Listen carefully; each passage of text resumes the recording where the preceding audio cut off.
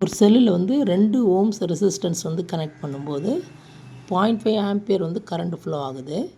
அதே நேரத்துக்கு 5 ohms resistance connect பண்ணும்போது 0.25 ஆம்ப்ஸ் வந்து ஃப்ளோ ஆகுதுன்னு சொன்னாக்க அந்த செல்லோட இஎம்எஃப் வேல்யூ எவ்வளவு அப்படின்னு கேட்டிருக்கிறாங்க. இந்த கொஸ்டின் நம்ம சால்வ் பண்ணணும்னு சொன்னாக்கா நமக்கு வந்து ஓம்ஸ்லாம் உடனே ஞாபகம் வரணும். அதோட முக்கியமாக ஞாபகம் வர வேண்டியது என்னன்னாக்கா அந்த செல்லுக்கு ஒரு இன்டர்னல் ரெசிஸ்டன்ஸ் இருக்கும். அந்த இன்டர்னல் ரெசிஸ்டன்ஸ் நீங்கள் 2 ஓம் கனெக்ட் பண்ணாலும் சரி 5 ஓம் கனெக்ட் பண்ணாலும் மாற போகிறது இல்லை. அப்போ ஃபஸ்ட்டு 2 ஓம் கனெக்ட் பண்ணும்போது 2 ohm plus internal resistance of the cell அதை எக்ஸ்ன்னு வச்சுக்கிட்டிங்கனாக்கா ஈக்குவல் டு தான் உங்களுக்கு வந்து டோட்டல் ரெசிஸ்டன்ஸு இல்லைங்களா? அப்படி பார்க்கணும்.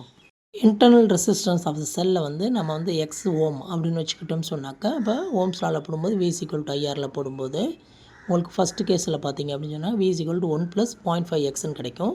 செகண்ட் கேஸில் பார்த்தீங்கன்னு சொன்னீங்கன்னாக்கா 1.25 + 0.25 எக்ஸ் Vன்னு கிடைக்கும். இதை ரிசால்வ் பண்ணி கொண்டு வந்தோம்னா இன்டர்னல் ரெசிஸ்டன்ஸ் ஆஃப் த செல் வந்து 1 ஓம்னு கிடைக்கும். இதை கொண்டு போய் நம்ம ஃபஸ்ட்டு ஈக்குவேஷனில் போட்டோம்னா இஎம்எஃப் ஆஃப் த செல் வந்து 1.5 வோல்ட்டுன்னு கிடைக்கும். Option 2 is the correct answer.